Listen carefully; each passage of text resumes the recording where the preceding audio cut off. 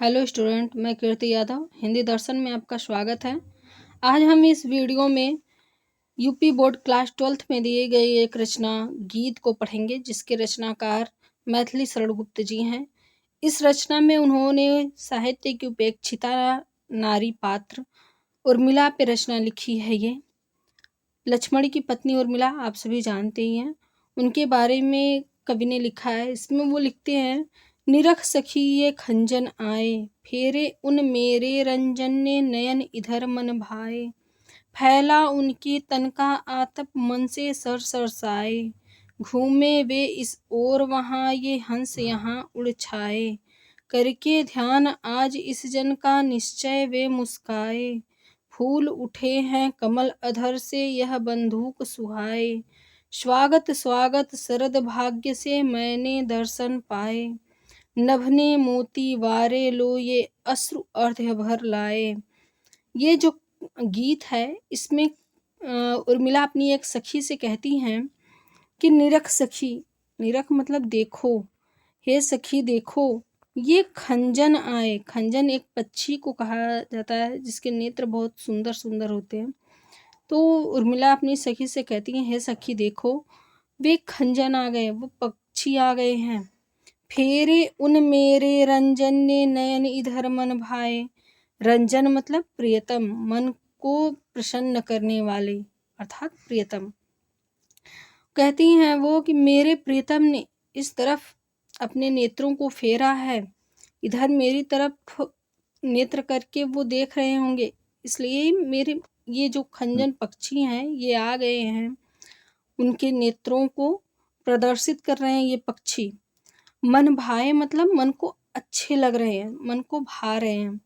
फैला उनके तन का आतप, उनके शरीर का आतप, आतप मतलब ताप, गर्मी, उनके शरीर की गर्मी या उनके शरीर का ताप फैल गया है। मन से सर सरसाए, मन के समान ही सर मतलब सरोवर, सरसाए मतलब सरस हो गए हैं। तो उनके शरीर की गर्मी या उनके शरीर का ताप फैलने के कारण मन के समान ही, जैसे मेरा मन प्रसन्न है उसी के समान ही सरोवर भी सरस हो गए हैं। घूमे वे इस ओर वहाँ, वे इस तरफ इस दिशा में घूमे हैं वहाँ पर, और ये हंस यहाँ उड़ छाए, और ये हंस यहाँ पे उड़कर आ गए हैं। करके ध्यान आज इस जन का निश्चय वे मुस्काए, अर्थात वो कहती हैं कि इस जन का अर्थात मेरा ध्यान करके, मुझे याद करके आज वे जरूर मुस्कुराए होंगे, इसीलिए ये सारे जो हंस हैं यहाँ पे उड़ के आ गए हैं। फूल उठे हैं कमल, कमल के फूल खिल उठे हैं। अधर से यह बंदूक सुहाए, बंदूक मतलब लाल पुष्प, और उनके होठों के समान ही लाल लाल फूल खिल उठे हैं। सुहाए मतलब सुंदर लग रहे हैं। तो वे कहना चाहती हैं कि आज उन्होंने मेरा ध्यान किया है, मुझे याद किया है, इसलिए यहाँ पे कमल के फूल खिल उठे हैं और लाल लाल पुष्प खिल गए हैं। स्वागत स्वागत शरद भाग्य से मैंने दर्शन पाए। वे शरद का स्वागत करते हुए कहती हैं कि हे शरद ऋतु, आज मैंने बड़े भाग्य से, आज मैं भाग्यशाली हूँ जो मैंने आपके दर्शन पाए हैं। आप ही के स्वागत में नभ ने मोती वारे, नभ ने आकाश ने मोती वारे, वारे मतलब न्यौछावर भर किए हैं, अर्थात जो ओस की बूंदें हैं आकाश ने वो गिराई हैं आप ही के स्वागत में। लो ये अश्रु अर्ध्य भर लाए, और मेरे आंखों में आने वाले जो आंसू हैं वो अर्ध्य भर के लाए हैं, अर्ध्य के समान आपको अर्पित करने के लिए मेरे आंखों में आंसू आ गए हैं।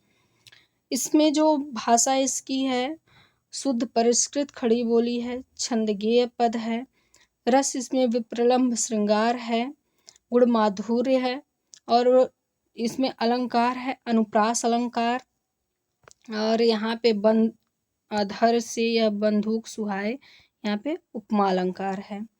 अगला पद है, शिशिर न फिर गिरिवन में, जितना मांगे पतझड़ दूंगी मैं इस निज नंदन में, कितना कंपन तुझे चाहिए ले मेरे इस तन में, सखी कह रही पांडुरता का क्या अभाव आनन में।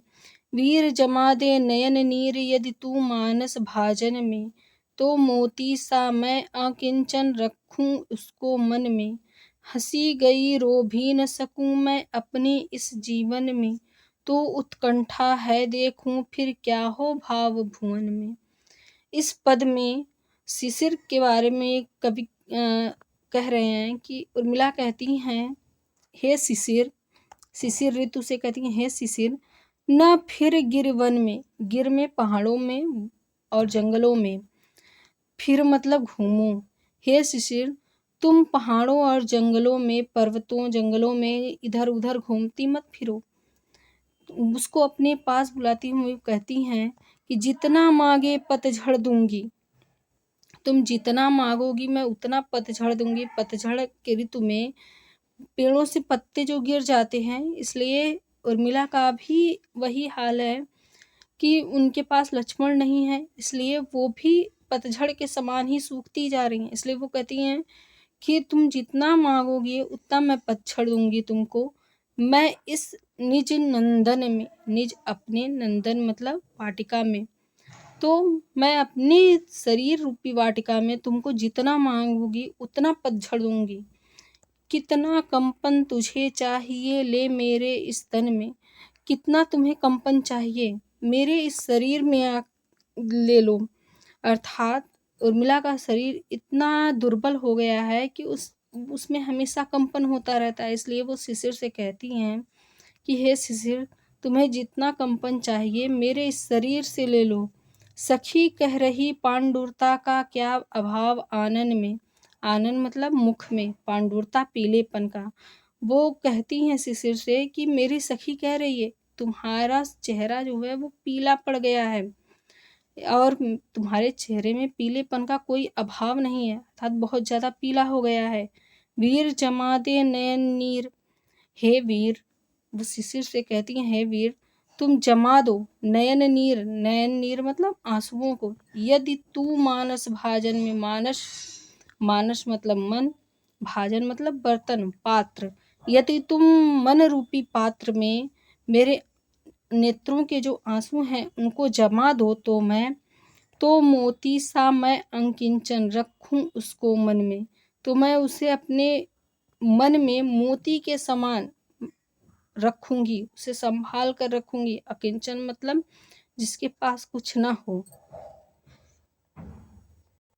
अर्थात मैं अकिंचन हूँ। मैं उसी को, उसी आंसू की जल को जो तुमने जमा दिया है उसी को मैं अपने पास मोती के समान रख लूंगी। हंसी गई रो भी न सकूं मैं। जब से लक्ष्मण गए हैं तब से वो कहती है कि मेरी हंसी चली गई है, मैं हंसती नहीं हूँ। रो भी न सकूं मैं, और मैं रो भी नहीं सकती। अपने इस जीवन में, अपने इस जीवन में मैं हंस भी नहीं सकती और रो भी नहीं सकती। तो उत्कंठा है देखूं, तो मेरी ये उत्कंठा है, मेरे मन में ये लालसा है कि मैं देखूं फिर क्या हो भाव भुवन में। भाव भुवन मतलब मेरे जो, भुवन मतलब संसार होता है, भावों के संसार में इसके बाद और क्या बचता है मैं ये देखना चाहती हूँ। कि मेरी तो हंसी चली गई है, मैं रो भी नहीं सकती हूँ, इसके बाद मेरे इस भावों के संसार में क्या होता है मैं ये देखना चाहती हूँ। इसका काव्य सौंदर्य हम लोग देख लेते हैं। भाषा इसकी परिष्कृत खड़ी बोली है और इसमें जो रस है श्रृंगार, विप्रलम्भ श्रृंगार, और इसमें छंद गेय पद है, गुण माधुर्य है, और इसमें मानवीकरण, शिशिर का मानवीकरण किया गया है ऋतु का। और इसमें मानस भाजन में जो है, इसमें भाव भुवन में रूपक अलंकार है। मोती सा इसमें उपमा अलंकार है, अनुप्रास अलंकार है इसमें। अगला पद है, मुझे फूल मत मारो, मैं अबला बाला वियोगिनी, कुछ तो दया विचारो। होकर मधु के मीत मदन पटुकट, तुम कटु गरल नगारो। मुझे विकलता तुम्हें विफलता, ठहरो श्रम परिहारो। नहीं भोगिनी यह मैं कोई, जो तुम जाल पसारो। बल हो तो सिंदूर बिंदु, यह हर नेत्र निहारो। रूप दर्प कंदर्प तुम्हें तो मेरे पति पर वारो, लो यह मेरी चरण धूलि उस रति के सिर पर धारो। इस पद में उर्मिला कामदेव को संबोधित करती हुई कहती हैं कि मुझे फूल मत मारो। कामदेव का जो अस्त्र माना जाता है उसे फूलों का माना जाता है, तो वो कहती हैं कि हे कामदेव, तुम मुझे फूलों के बाणों से अर्थात अपने बाणों से मत मारो, मुझ पे आक्रमण मत करो बाणों से। मैं अबला बाला वियोगिनी, मैं तो अबला असहाय, बाला मतलब स्त्री, नारी, वियोगिनी और साथ में वियोग विरहिणी भी हूँ। तो वो कहती हैं कि मैं असहाय अबला नारी हूँ और विरहिणी भी हूँ, कुछ तो दया विचारो, थोड़ी सी तो मुझ पे दया करो, मुझ पे थोड़ी सी दया करो और मुझ पर अपने बाण मत चलाओ। होकर मधु के मीत मदन, मधु मतलब बसंत, मीत मतलब मित्र, मदन मतलब कामदेव। हे कामदेव, तुम तो वसंत के मित्र हो, वसंत ऋतु के मित्र हो, और पटु मतलब चतुर हो।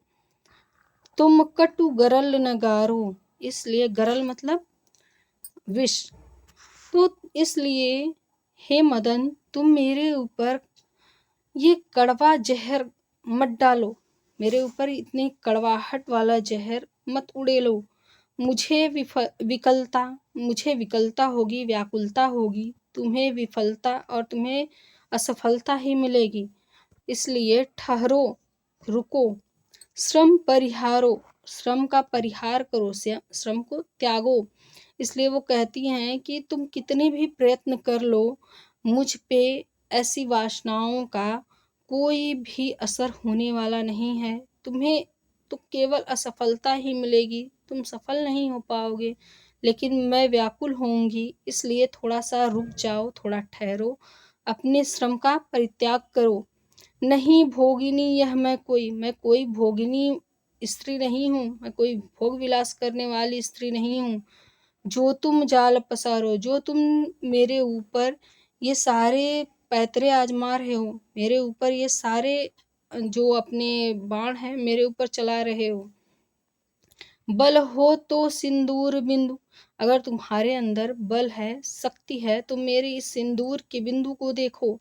यह हर नेत्र निहारो, निहारो मतलब देखो, हर नेत्र मतलब शिव जी के नेत्रों के समान, और इसे तुम शिव जी के नेत्र समझो, शिव जी के नेत्रों के समान समझो। ये कथा है, कामदेव को शिव जी ने अपने तीसरे नेत्र से जला दिया था, इसलिए वो कहती हैं, उन्हें धमकाती हुई कहती हैं कि ये मेरा जो सिंदूर की रेखा है उसे शिव जी के नेत्रों के समान समझो। रूप दर्प कंदर्प तुम्हें तो, हे कामदेव, कंदर्प मतलब कामदेव, रूप दर्प रूप का घमंड, सौंदर्य का घमंड, तो अगर तुम्हें अपने सौंदर्य का घमंड है तो मेरे पति पर वारो, वारो मतलब न्यौछावर करो, तो उसे अब मेरे पति अर्थात लक्ष्मण पर न्यौछावर कर दो। ये कहने का अर्थ ये है कि मेरे पति तुमसे भी अत्यंत सौंदर्यशाली हैं, इसलिए तुम अपने रूप के घमंड को छोड़ दो। लो यह मेरी चरण धूलि उस रति के सिर पर धारो, रति अर्थात कामदेव की पत्नी। वो कहती हैं कि अगर तुम्हें अपनी पत्नी के रूप पे घमंड है तो मेरे ये चरणों की धूल लो और अपनी पत्नी रति के सिर पे ले जाके उसे लगा दो, धारो मतलब धारण कर दो, उनके सर पे ले जाके लगा दो। इसमें जो है उर्मिला अपने पति को कामदेव से भी सुंदर समझती हैं, मानती हैं, और अपनी सिंदूर की रेखा को शिव जी के नेत्रों के समान बताती हैं। इसलिए यहाँ पे हर नेत्र, यहाँ पे जो है उपमा अलंकार है, क्योंकि सिंदूर की रेखा को शिव जी के नेत्रों के समान बताती हुई उर्मिला कह रही है, इसलिए यहाँ पे उपमा अलंकार है। अनुप्रास अलंकार इसमें है ही, विप्रलंब श्रृंगार है इसमें, छंद गेय पद है, भाषा परिष्कृत खड़ी बोली है, गुण माधुर्य है। अगला छंद है, इस पद में उर्मिला कहती हैं कि मैं भी अपने पति के साथ में ही, उनसे दूर दूर ही रह करके वन में रहना चाहती हैं उर्मिला। तो इसमें ये कहती हैं, यही आता है इस मन में, छोड़ धाम धन आकर मैं भी रहूं उसी वन में। प्रिय के व्रत में विघ्न न डालूं, रहूं निकट भी दूर। व्यथा रहे पर साथ साथ ही समाधान भरपूर। हर्ष डूबा हो रोदन में, यह आता है मन में। बीच बीच में उन्हें देख लूं मैं झुरमुट की ओट। जब वे निकल जाएं तब लेटूं उसी धूल में लोट। रहे रत वे निज साधन में, यही आता है इस मन में। जाती जाती गाती गाती कह जाऊं यह बात। धन के पीछे जन जगती में उचित नहीं उत्पात।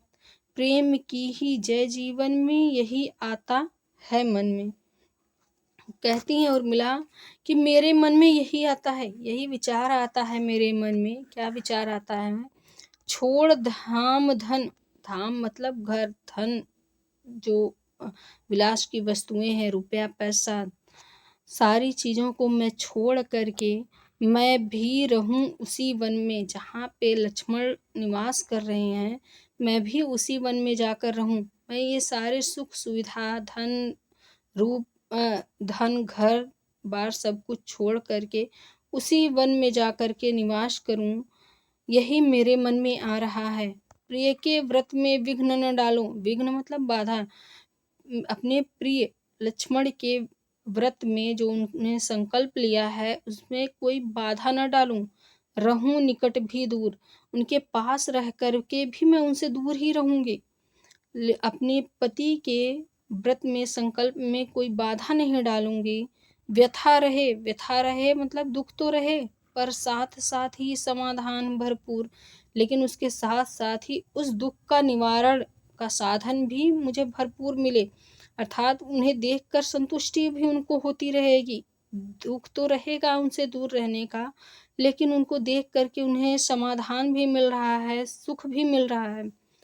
हर्ष डूबा हो रोदन में, खुशियाँ जो हैं वो खुशी जो है वो रोदन में ही, आंसुओं में ही भले डूबी हो, लेकिन ये उनको अच्छा प्रतीत हो रहा है, अच्छा लग रहा है, प्रिय है। यह आता है इस मन में, यही इनके मन में, उर्मिला कहती है यही मेरे मन में आ रहा है। बीच बीच में उन्हें देख लूं मैं झुरमुट की ओट। बीच बीच में जंगलों में मैं उन्हें झाड़ियों के बीच से छिप करके थोड़ा देख लूं। जब वे निकल जाएं तब लेटूं, जब वो आगे चले जाएं तब लेटूं। जहाँ से वो निकले हों उनके चरणों की जो धूल है उसी धूल में लोट लूं मैं। रहे रत वे निज साधन में, वे रत मतलब लगे रहें निज साधन में, अपने कार्यों में, अपने जो उन्होंने संकल्प लिया है उन कार्यों में वो लगे रहें। यही आता है इस मन में, यही मेरे इस मन में आ रहा है। अर्थात उर्मिला कहना चाहती हैं कि जब भी मैं उन्हें कहीं से भी उन्हें परेशान ना करूं, उनके कामों में बाधा ना बनूं, बल्कि वो जब चले जाएं तब उनके जो चरणों की धूल है उसमें मैं लेटूं और संतुष्ट हो लूं, यही मेरे मन में आ रहा है। जाती जाती गाती गाती कह जाऊं यह बात। उर्मिला कहती हैं कि मैं वन में जाते हुए गाते हुए यह बात कह जाना चाहती हूँ कि धन के पीछे जन, धन के पीछे लोगों का, जन मतलब लोगों का, जगती संसार में उचित नहीं उत्पात। उत्पात जो उपद्रव है, जो झगड़े लड़ाई संघर्ष हैं, वो अच्छा नहीं है। उर्मिला कहती हैं कि मैं जंगल में, वन में जाते हुए गाते हुए यह सभी से कह जाना चाहती हूँ कि धन के पीछे लोगों का संसार में उपद्रव करना, संघर्ष करना उचित नहीं है। प्रेम की ही जय जीवन में, और संसार में जो भी है वह प्रेम है।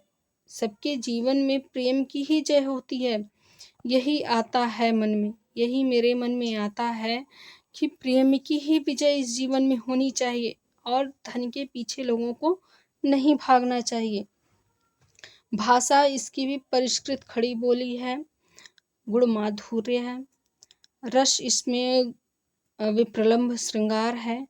जाती जाती गाती गाती और साथ साथ में, बीच बीच में, इनमें पुनरुक्ति प्रकाश अलंकार है और अनुप्रास अलंकार इसमें है। आज ये अगला वीडियो जो है अगले पार्ट पे आएगा। तब तक के लिए नमस्कार। अगर आपको ये वीडियो पसंद आया हो तो चैनल को लाइक शेयर सब्सक्राइब जरूर करके जाएं।